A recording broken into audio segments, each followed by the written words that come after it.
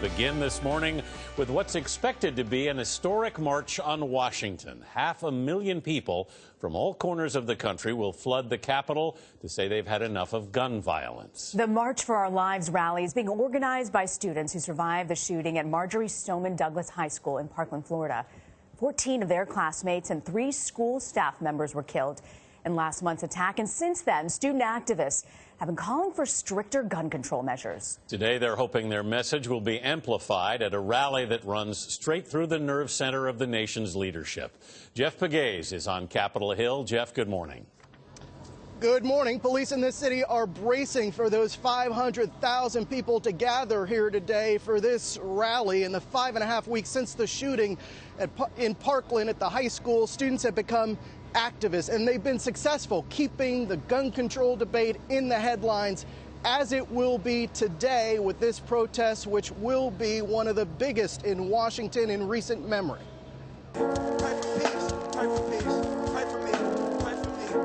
At a concert to benefit gun control groups last night, some of the Stoneman Douglas students took to the stage. Their message: the push to tighten gun laws doesn't end with today's rally. Go back home, go make a change, go make a difference, find what you can do, write your congressman, do all that, make a difference in the world, because this can't happen again. The seeds of their activism were planted in a mass shooting back on February 14th, when suspected shooter Nikolas Cruz opened fire at their Florida high school. Police say Cruz used a legally purchased assault weapon in the shooting, but the 19-year-old had been on the radar of law enforcement, including multiple tips that he might have been planning a school shooting. Within days, some of the Stoneman Douglas students began their campaign of pressuring leaders on gun control. To every politician who is taking donations from the NRA, shame on you.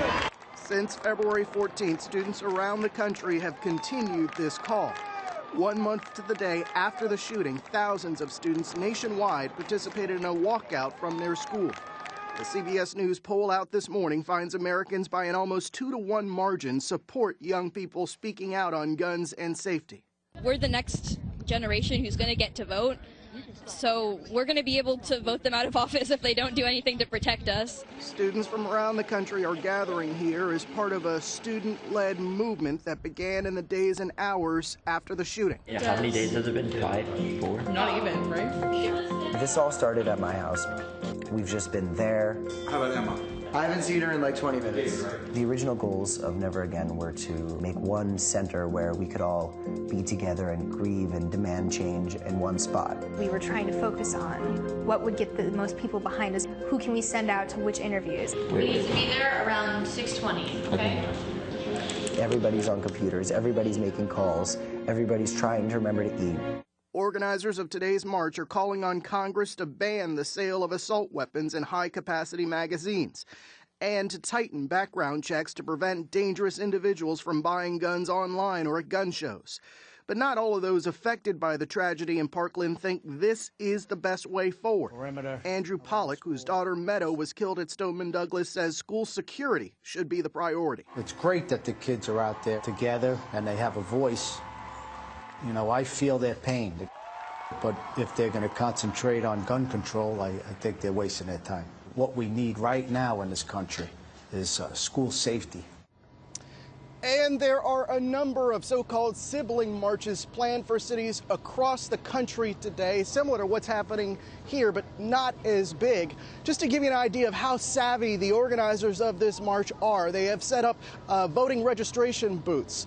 That is their way of making lasting change based on what's happening here today.